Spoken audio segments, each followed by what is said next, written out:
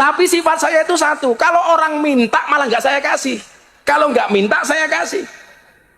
Alasannya sederhana Pak, saya dulu itu hidup di dunia preman. Preman itu sering ngumpas, sukanya minta. Izinkan saya memberikan pandangan kepada Abah Gus Miftah. Allah berfirman, mintalah kepadaku, niscaya akan kuberi. Sementara Abah Gus Miftah diminta nggak mau memberi, tapi kalau nggak minta mau dikasih. Ini membuktikan bahwa Abah Gus Miftah masih trauma dengan masa lalu. Bagaimana Abah Gus Miftah tahu sementara Abah Gus Miftah tidak maha mengetahui segala sesuatu? Karena Allah maha mengetahui segala sesuatu. Bagaimana Abah Gus Miftah tahu orang itu butuh atau tidak? Jadi orang minta, kita kalau ada kasih, kalau nggak ada ya kan nggak dipaksa Abah. Begitu caranya. Abah nggak boleh trauma dengan masa lalu.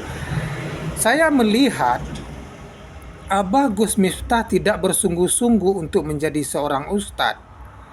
Kenapa? Karena masih trauma dengan masa lalu. Buktinya Abah Gus Miftah rambut panjang. Jadi ada juga keinginan untuk menjadi preman, tapi keinginan jadi ustadz ada. Jadi ini membuktikan kesungguhan Abah Gus Miftah itu hanya 50-50. 50 ustadz, 50 preman. Makanya dia bertahan dengan rambut panjang. Jadi orang yang tidak bersungguh-sungguh dalam urusan agama itu tidak akan meraih kesempurnaan dalam agama.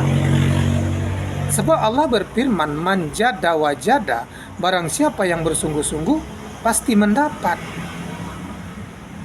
Nah, jadi saya melihat Abah Gus Miftah tidak bersungguh-sungguh.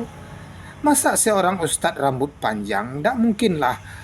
Tidak mencerminkan, kecuali Abah menjadi artis atau menjadi preman tanah abang seperti Hercules, itu boleh.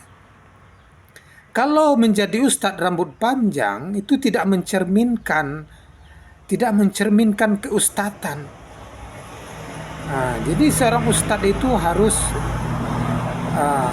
rapi, lembut. Tidak ada gaya-gaya preman seperti Abah ini, nggak ada. Ini pandangan saya Abah, bukan saya memaksa, tidak. Saya hanya memberikan pandangan ataupun pendapat demi kemajuan ustadz di masa depan. Jadi kalau semua ustadz ya rambut panjang, nggak bisa lagi kita bedakan mana yang preman, mana yang ustadz. Itu saja Abah. Jadi harapan saya, Abah nggak usah trauma dengan masa lalu. Abah nggak usah merasa diperas apabila orang meminta. Jadi Allah mengajarkan, mintalah kepadaku, niscaya akan kuberi, kata Allah. Jadi oleh karena itu Abah harus bersungguh-sungguh untuk menjadi seorang ustadz, harus mencari seorang penceramah. Jadi semua pikiran tentang premanisme itu harus ditinggalkan. Ini pandangan saya Abah. Terima kasih atas segala perhatian. Mohon maaf atas segala kekurangan.